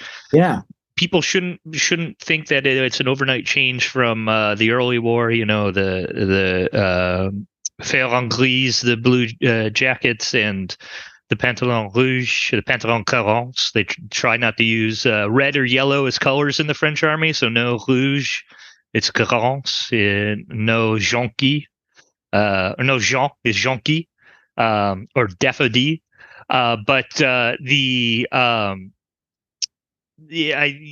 a lot of interesting steps that take place in between this changeover from the early war uniforms to what we understand the Poilu to be wearing with the Adrian helmet and the horizon blue uniform. And throughout a lot of arguably the majority of 1915, you see soldiers wearing a mix of fabrics and a mix of colors, and it shows the French wartime economy revving up. A really perfect example, they go through multiple different iterations of capote. Advice for non-French speakers: when you go to France today and you go to a museum and you're like, oh, I'm just really interested in looking at the capotes. Well, in World War I, that means the overcoat that French soldiers are wearing. In modern French, it's a condom. So just keep that in mind.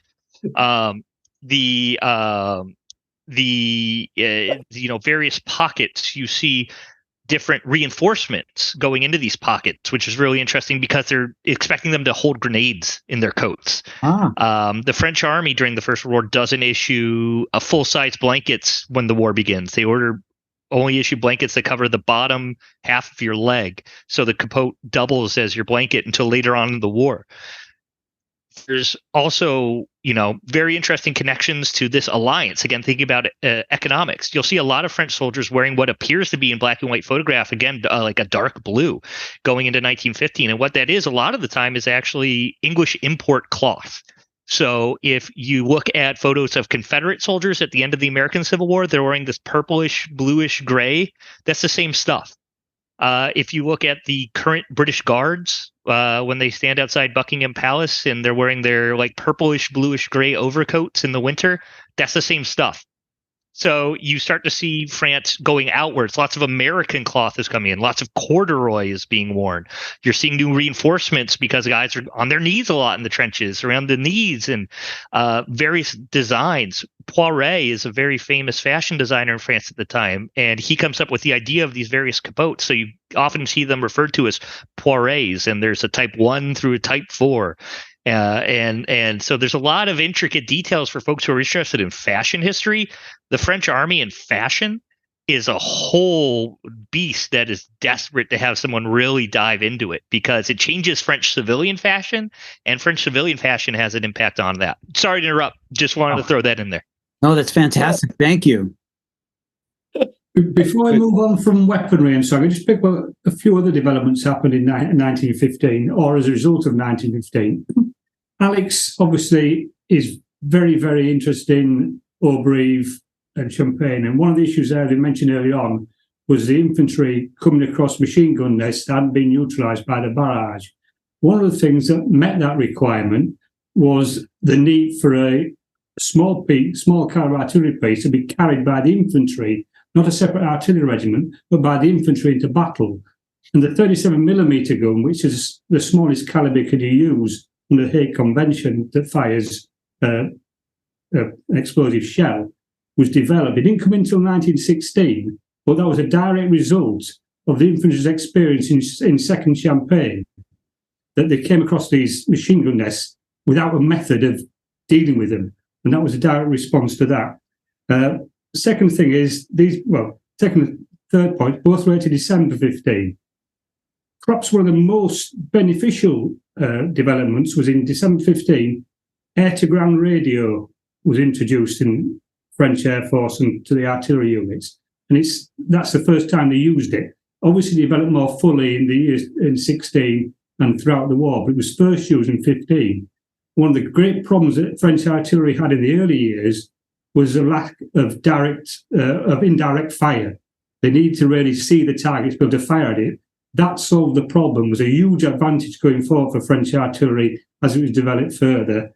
And the other point, December 15, it was then that SDN went to Joff, got Joff's backing to develop his heavy assault guns and the French tank corps. So although these things didn't play out until later years, it's all to 15. 15 was such a year of change and innovation. It's just we don't always see the results till further on. Well, let's also not forget in 15, it's the start of camouflage as well. Yeah, carrying on with Steve there, I mean, I was going to bring in the tank one as well. It really is that learning that they were willing to investigate, to analyse, to judge themselves and learn from what had been happening. And it started at the beginning of the year. The second Artois in May is already having an influence from the infamous, I'll do it in English, goal and conditions for a general offensive action. That's note 5779. And that lays out so much of what eventually becomes doctrine throughout all the Allied forces, the beginnings of it, already in April 1915. It's not perfect. It can't be implemented very easily without a lot of training, because it starts to talk about supporting infantry by artillery, moving forward with the artillery, i.e. but the barrage moving forward with the artillery. It introduces, therefore, the rolling barrage.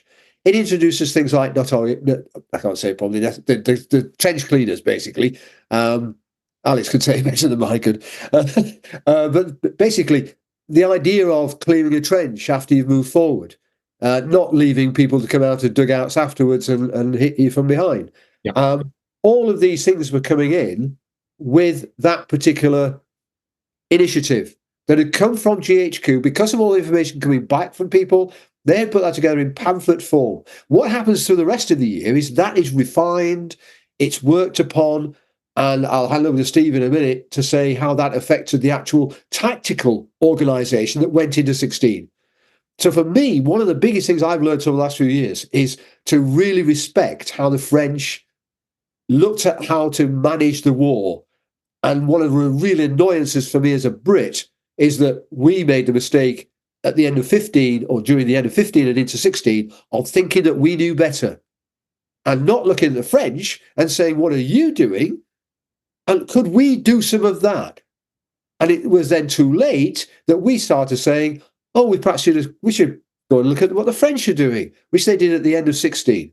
We could look at that, and it brings the platoon the change in the platoon into the British Army. A year nearly later, that it's already there in the French Army. Because although what Steve's talking about in terms of the pamphlet that comes out, that is the written form of it. Units had already started doing it. It's what usually comes about. You get this bottom upwards idea that units start to reorganize themselves, and that eventually becomes doctrine. It's not a top down; it's a bottom up approach. And there are all sorts of things that happened in 15. One of the other things that I think is going to be realized as well. We talked about gas masks. The French were using gas shells by Second Champagne and Second Artois. They were already trying to do counter barrage, realizing that it's very difficult to knock out an enemy battery by heavy explosives because you've got to hit the gun, and you don't hit guns very easily. But if you can stop them firing, you can do that by hitting them with lots of gas. They were already doing that in 15. It took the British until 17 to start doing that. The whole learning thing. I mean, there's been quite a bit written by a number of people on the learning parts of the British Army and how that went out to different parts of the British Army. But I think someone's got to, better than me, has got to look at what went wrong with the Allies working together in creating the learning process to win the war, and what effect that might have had on the longevity of the war. I don't know. Anyway, so Steve, yeah, the infantry thing is really interesting. Just pick up just on your Pinocchio point then about the gas. I mean, that was born out of necessity. The French 75 couldn't destroy an artillery position if it was encased, but it could fire bang, bang, bang gas shells quite quickly and effectively. And it became the French's main delivery system for gas shells. So what had started out as a weapon for an offensive war of movement wasn't really suitable for as a mortar type, a high trajectory weapon, or heavy. It couldn't fire heavy enough shells. But what could it do? It could fire rapidly at a particular target over a short space of time, ideal for delivering gas shells. And that's where it came to. So that's showing the French thinking outside the box. We've got this superb weapon. It's not ideal for the present scenario. How can we use it? And that's how that developed a gas delivery system. And also remember the French also had the first gas grenades because they had tear gas grenades that they used as well. Yeah. But going on to, as Jim says, that was one of the main developments. Start of the year tend to be top down. By the end of the year, it had been reversed, and GQG was formally accepting after action reports and encouraging after action reports. It realised that was a way forward, and that was a way to get things on board more quickly if you had a formal system in place. But going back to the infantry, there's various people are attributed with credit, but in reality, as Jim says, people learnt on the ground. What you have to do is that people that actually wrote it down and passed it on and so forth. And one of the main people credited that is André Lafargue. He produced his first pamphlet, May-June 15, about infantry combat, formalised it in another book which was published, it actually went into print January 16, but it was from when he started 15, Conseil de Bataille. And that's, not everything in it was developed, but a lot of it was. And that then came in their provision instructions that were issued on the 8th of January, and then later developed. This is an English translation that the British Army used later on, but it was then adapted further in 1916. But this was all about how to organise your attack, your sections, your squad, your half squad. You'd have people with Chauchat, you'd have people with rifles, you'd have people, but primarily grenades. You'd realise that grenades were particularly useful and defensive, and how that should be best out. Jim touched on the lack of carrying capacity. Well, part of the organisation, we'd have people whose sole responsibility was to carry sacks of grenades up to people that either threw the grenades or had grenade launchers that Alex mentioned. And it's all set out. But this is in 1915. As the other Jim said, the British weren't using this sort of thing until the beginning of 17, really. They were thinking pretty quick on the feet. And by the end of 15, transmitting it along the line, making sure everybody knew the best way of carrying out the business. Awesome. Thank you. All right. final question of the evening here, guys. Can I just become some other thing else on this about developments? Yeah, please. Yeah. Because James picked up a bit about politics and everything, and you've got to bear in mind what changed in 1915 as well. Going back to earlier, we mentioned that in the end of 14, there's 500,000 people came back from the war back to industry. Right. One of those that came back to politics in September 14. Albert Thomas was recalled from the 78th Territorial Regiment to go and work in the Ministry of War. Initially, he was in charge of the railways, but in May 15, he became Under Secretary of State for Artillery and Munitions, and he was one of the principal architects of driving the French artillery programme ammunition. So it's a bit like equivalent of Lloyd George, except without womanising, and he's got integrity. But that's an aside. But he was only 36. He was in 1914, only 36, an incredible chap. So that's one thing. He was also a socialist and a friend of Jean Jaurès. So that's a bit of his political background. Also an organisation, other things started happening. The French realised they were getting a bit short of commanders or colonels. So they started to switch from the binary system to the tertiary system. So getting rid of brigades. So a division would, instead of having 2 brigades of 2 regiments, would have 3 regiments. And all that wasn't finalised by 1917. Most of it took place in 1916. It actually started in December 15. So that's another important point to bear in mind about the French army organisation. Army groups, they went to 3 army groups, North, Central and East, in June 15. There's also the last French cavalry charge, and as these get disputed on the Western Front, but that was in there. But also a lot of the cavalry regiments were disbanded and broken up and went to infantry.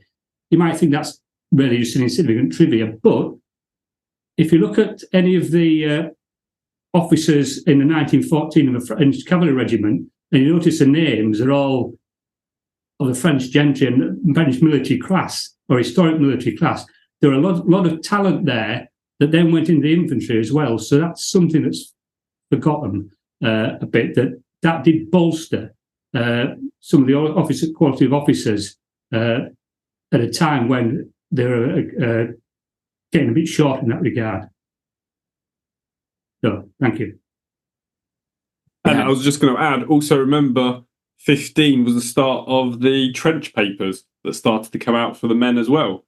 So you had a lot of trench papers that came out during that period. And obviously one of the most famous ones that's still around today as actually a full-blown newspaper is the Canard Enchaîné, which I'm using air quotes here, is supposed to be attributed to the name came from the 74th Regiment d'Infanterie from their trench paper. Oh, interesting. All right. Wow. I had no idea. Oh man. All right. So, I guess we'll bring it to the final question of the evening, guys. Question of French morale. So, and now we bring it to the end of 1915. So, with all of these developments and the battles, everything going on in the world, how was French morale at the end of 1915? I mean, I can answer it from a general point of view and also just from my relative's point of view. Because actually he appeared on the front on the 1st of October, 1915, so right after Second Champagne. And it's interesting because just using him as a, let's say, a single primary source, there's a huge amount of optimism throughout September that this new offensive is coming, the big breakthrough offensive has got a great chance of winning. And there's huge positivity about it. Even after Second Champagne happens, there's still kind of, it wasn't the breakthrough expected, but it was still positive in what's happened. He then appears around 1st of October 15 in Champagne. And his kind of October, he gets into kind of what let's say everyday French life is in the trenches. And again, he's new to the front, so he's positive about things. However, November starts to hit. The weather starts to deteriorates. And his mood starts to really plummet. So much so that by the end of November, he's talking about how his men have had enough. He's having to manhandle his men to do things. He's having to show example because there's issues around getting soldiers to do things just because of the conditions. You then hit December. You've gone from freezing cold conditions at the end of November to then December time where it's just hammering it down with rain. Trenches are flooded. You get huge amounts of fraternization that happens throughout December 1915. Again, which is not as widely known. The most famous one is with the people always, let's say, talk about is because it's in Louis Barras's book where he talks about fraternization in early December. But the 315, potentially there was fraternization there, as I've spoken about in previous podcasts. But again, that just shows from him as an individual, he only turns up in October, but by the time he's hitting end of November, December time, he's going, oh, this is not going well. His mood has really drained. And ultimately, I think that's the best way to look. You look at the end of 1915, that's where the kind of the army is at. It's gone through so many of these minor nibbling operations. There's been 2 breakthroughs that haven't broken through. You're sitting here with 340,000 dead at the end of the year.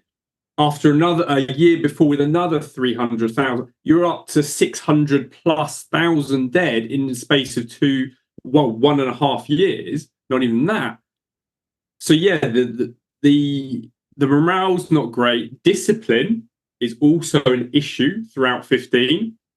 There's multiple cases of discipline issues. We always talk about 17, but in 15, there are areas where soldiers are not wanting to go and be slaughtered. And there's obviously the famous case of the 4 caporal in March 1915. So you can see where they're kind of at. Ultimately, you can also look at the number of fusillés pour l'exemple throughout the year. It's close to 300. That is the most throughout the whole of the war. So that also says something. So for me, end of 15, end of 14, there was optimism. There was some sort of optimism. We haven't lost the war. We can potentially go and win it in 15. End of 15, I think for the soldiers themselves, they're kind of a bit, ugh. It's going to another winter. That's a phrase that my great-grandfather often uses, going, looks like we're in for another winter here. And that kind of says everything. High command was probably a bit different because they could see some of the innovations that they were doing. They could see glimmers of hope. And so for me, yeah, I think end of 1915, it wasn't, let's say it wasn't grim, but there wasn't a huge amount to write home about. Wow. Yeah. Oh, that's about what I thought. All right. Any closing thoughts, gentlemen? No worries. We've been talking for exactly 2 hours at this point, so that's quite all right. All right, guys. Well, so for everyone here, thank you so much, guys, for taking time out of your evenings. Steve, Jim S, and Alex, they're over in the UK, so we're looking at 10:20 in the evening for you guys. And Jim Taub, it's getting to be about dinner time for us, I think. So guys, thank you so much for taking time out of your evenings to come on. This has been a great conversation. I look forward to planning for the big one here. We'll have to get Christina back on as well for 1916. So this has been excellent. It's a lot to chew on here. I think listeners will really enjoy this. This is 2 hours. This is a lot. This is great. It's great. So thank you guys. Thank you so much.